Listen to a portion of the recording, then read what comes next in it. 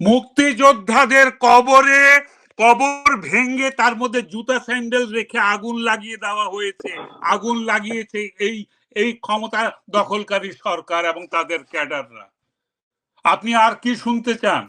রাস্তার মধ্যে দাঁড় করিয়ে ৭৫ বছর বয়সের মুক্তিযোদ্ধাকে চড় থাপ্পড় দিচ্ছে দালালের বাচ্চা রাজাকারের নাতিরা। এই দেশ আপনাদের, এই অকৃতজ্ঞ জাতি বাঙালি। আরো ২০০ বছর গোলাম থাকা উচিত এদের। যান পাকিস্তানি প্রভুদেরকে ডেকে নিয়ে আসেন, গোলামি করেন আরেকবার, বুঝবেন স্বাধীনতা কাকে বলে, কারা স্বাধীনতার জন্য যুদ্ধ করেছিল। রাস্তায় ইট পাটকেল মেরে আর হিজবুত তাহরির বুলেট দিয়ে আমেরিকান চক্রান্তে ক্ষমতা দখল করা যায়, দেশ স্বাধীন করা যায় না।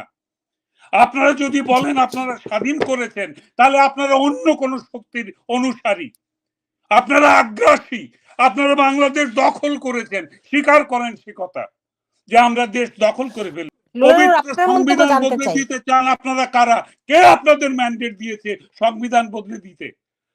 আজকে মুক্তিযোদ্ধারা চিৎকার করে হার্ট অ্যাটাক করে মারা যাবে, আপনারা হাসবেন, আপনারা হাসবেন, আপনারা অট্টহাসি হাসবেন নাড়ালে।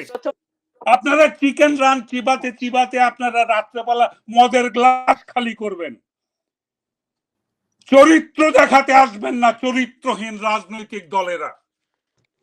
কারো চরিত্র ঠিক নয় রাজনৈতিক দলের, আপনারা সবাই পরিশুদ্ধ হন। এখন যারা ক্ষমতা দখল করেছে তারা কোন রাজনৈতিক দলের? তাদের ইতিহাস নাই, তাদের গুম খুনের ইতিহাস নাই। আমাদের বুদ্ধিজীবীদের, আমাদের অভিভাবকদের ঘর থেকে তুলে নিয়ে গিয়ে 14ই ডিসেম্বর এক রাত্রে শত শত বুদ্ধিজীবীকে হত্যা করার ইতিহাস আমরা ভুলে গেছি।